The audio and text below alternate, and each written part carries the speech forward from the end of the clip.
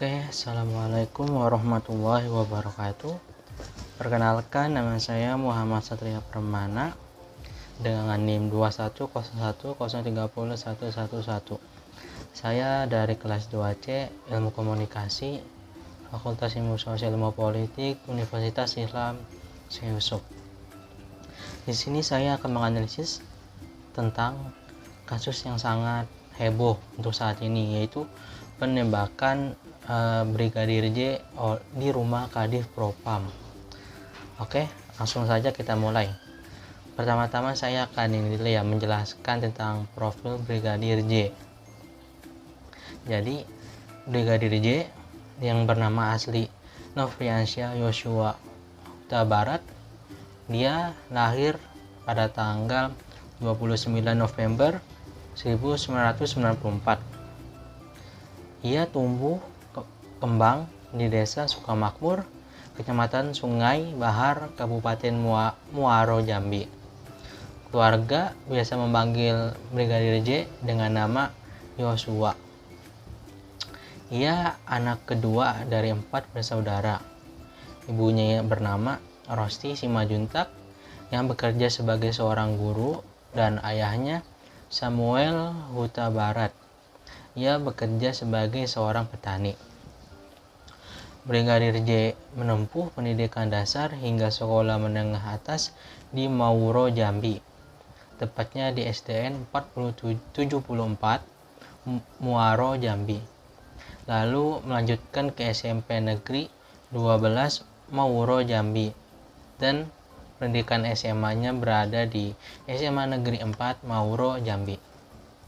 Lulus sekolah menengah atas, Yosua mengikuti tes menjadi polisi di Sekolah Polisi Negara Polda Jambi tahun 2012 hingga menjadi anggota BRIMOB. Selanjutnya Brigadir J bertugas di Sarolangun, Jambi. Kemudian ia ditugaskan di Papua selama beberapa tahun, sampai kemudian pada tahun 2019 Brigadir J bertugas di Mabes Polri sebagai ajudan Kepala Divisi Propam Polri yang bernama Irjen Verdi Sambo dan istrinya yang bernama Putri Chandrawatri.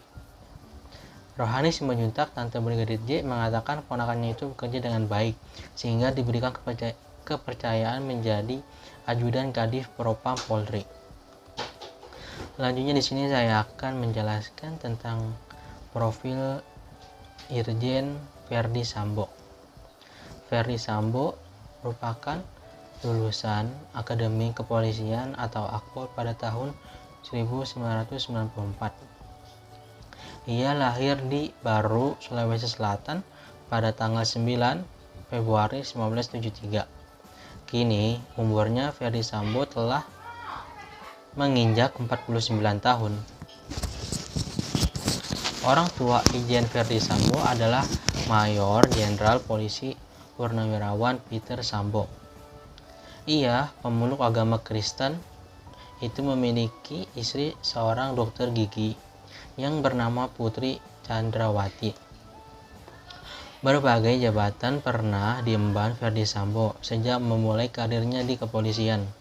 Di antaranya itu sebagai Wakapolres Sumedang pada tahun 2007, Kasat Reskrim Polres Metro Jakarta Barat pada tahun 2010, Kapolres Purbalingga pada tahun 2012, Kapolres Brebes 2013, Wadireskrimum Polda Metro Jaya pada tahun 2015.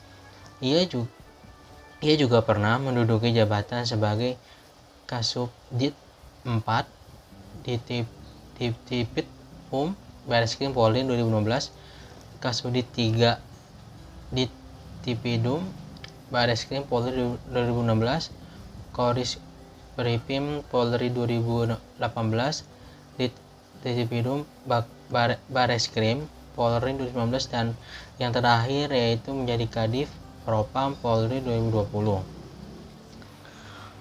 Setelah kita tadi mendengarkan biodata profil dari almarhum Brigadir J dan Jenderal Verdi Sambo.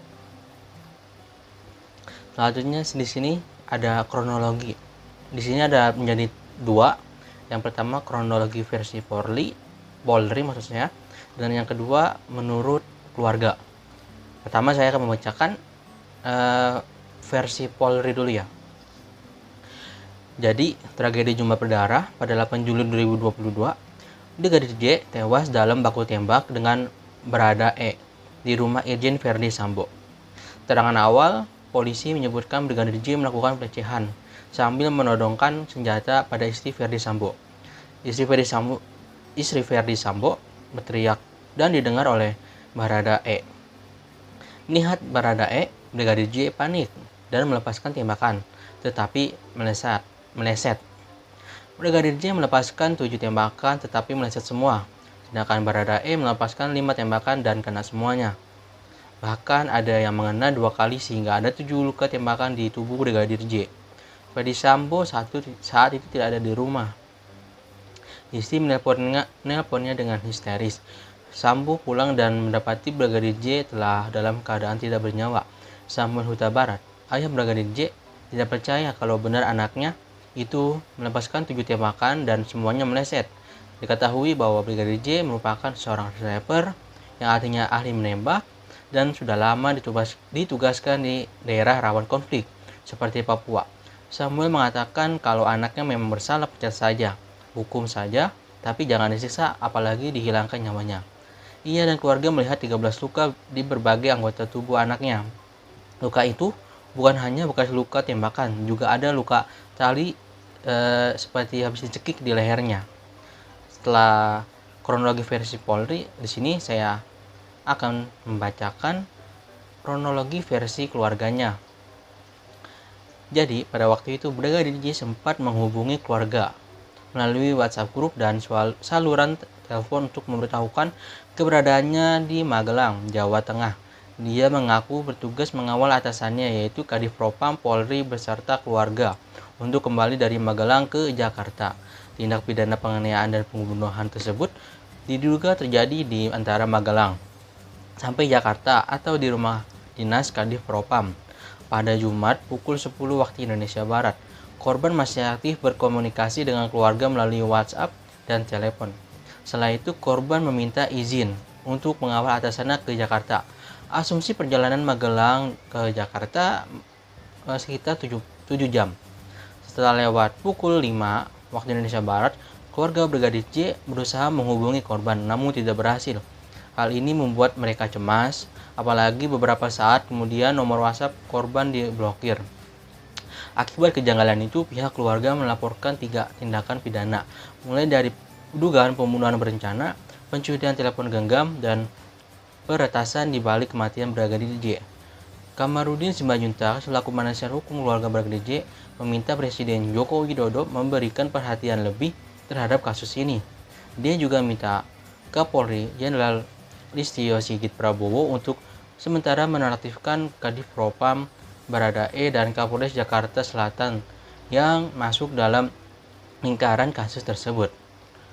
Oke, di sini saya akan membacakan atau analisis pro dan kontranya. Jadi di sini ada memandang Brigadir J sebagai pihak yang bersalah atau dia pro terhadap kasus ini. Kelompok pertama mengatakan bahwa orang-orang yang melihat Brigadir J sebagai sosok yang bersalah dalam hal ini. Kemudian, menurut laporan dari istri Kadif Propam, Brigadir J melakukan tindak kekerasan, pemaksaan, pencabulan di kamar istri Kadif Propam, sehingga Barada E bergegas ke kamar dan menegur Brigadir J dan disinilah tembak menembak terjadi. Benar atau tidaknya laporan ini tentu harus dibuktikan oleh penyidik. Yang jelas itulah laporannya diterima oleh pihak kepolisian. Kelompok yang pro adalah mereka yang melihat ini berdasarkan laporan saksi mata Kadif Propam, di mana dalam kasus ini menjadi korban.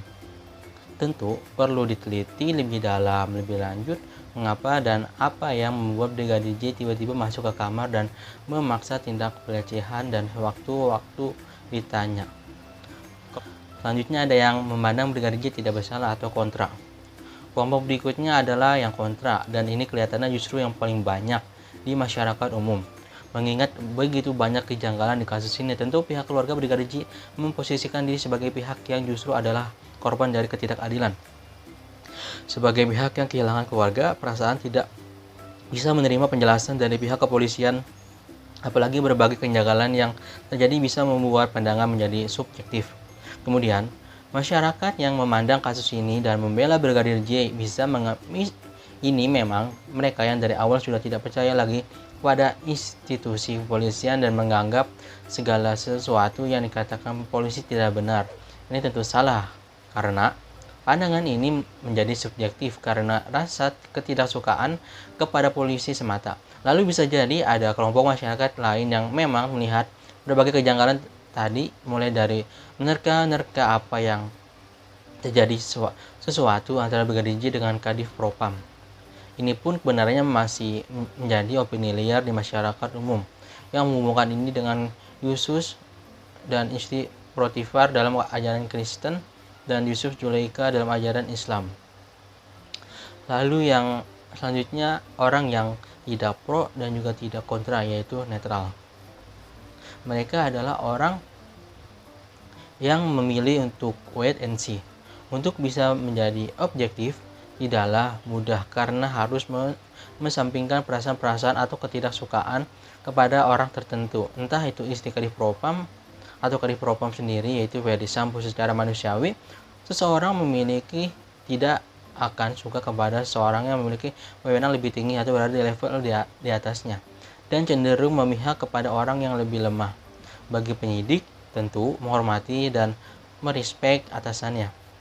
Tidak mudah berada di posisi para penyidik, apalagi menyelidiki kasus yang pangkatnya lebih tinggi darinya. Dalam hal ini perwira polisi dan keluarganya. Apakah Brigadir J memang bersalah atau tidak? Perlu pembuktian lebih dalam dan transparansi dari Polri tentang kasus ini. Setelah saya menjelaskan, menganalisis tentang yang kontra dan yang pro dan netral, di sini saya akan memberikan pendapat saya tentang kasus ini.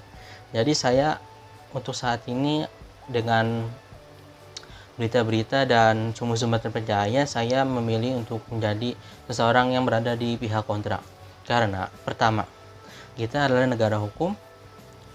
Jika kita menghilangkan nyawa orang, pasti akan terkena hukuman yang telah diatur dalam pasal 338 KUHP yang menegaskan barang siapa yang dengan sengaja merampas nyawa orang lain akan diancam dengan pembunuhan yang hukumannya maksimal 15 tahun. Kemudian saya adalah beragama Islam, dan dalam agama saya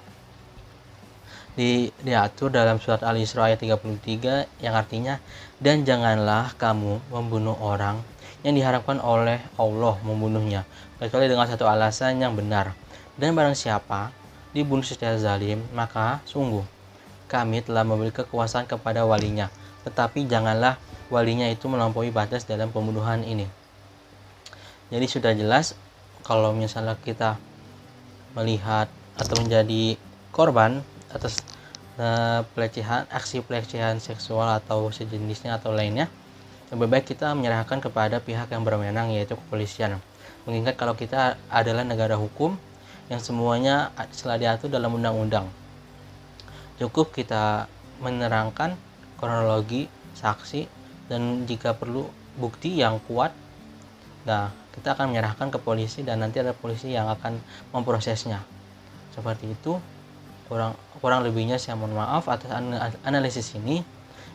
Saya juga mohon maaf, di sini hanya untuk tugas, saya tidak menyinggung siapapun. Wassalamualaikum warahmatullahi wabarakatuh.